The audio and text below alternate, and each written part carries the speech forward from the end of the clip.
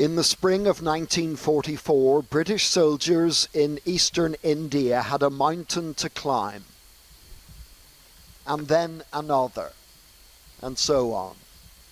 It's what they needed to do and did to defeat the Japanese at the Battle of Imphal and Kohima.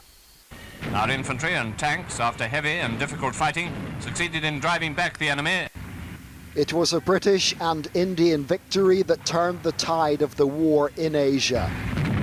76 years later, the soldiers who were killed and still lie here are not forgotten. A team of diggers has been scouring the terrain in search of them and some answers about their final days in this foreign land.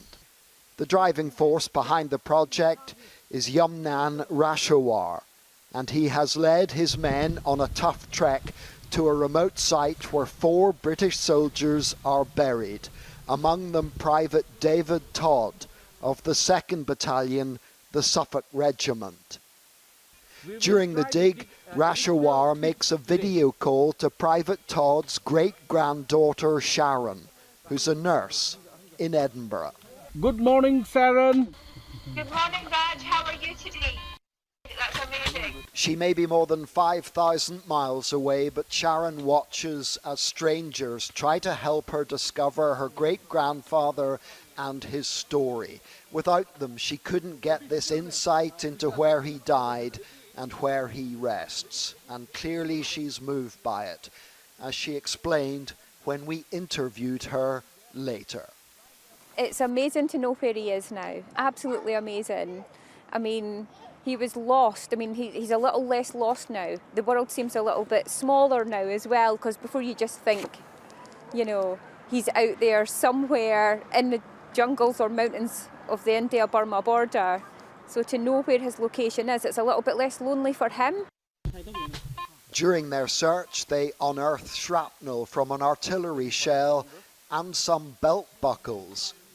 Although they don't uncover any human remains, these finds give them confidence. They are on the hill that Private Todd and his comrades gave their lives for. Yeah, I should say this is very much rewarding, not on a monetary or a materialistic reward, but we receive, say, a lot of best wishes and thank you notes from various families. He feels they are getting closer and vows to return. Their visit included a ceremony to honour Private Todd and the other 3 soldiers from the Suffolks. We will remember them. We will remember them. Finally, there was a recital of the famous tribute to the British fallen, the Kohima epitaph. When you go home, tell them of us and say, for your tomorrow, we gave our today. John Irvine, News at 10.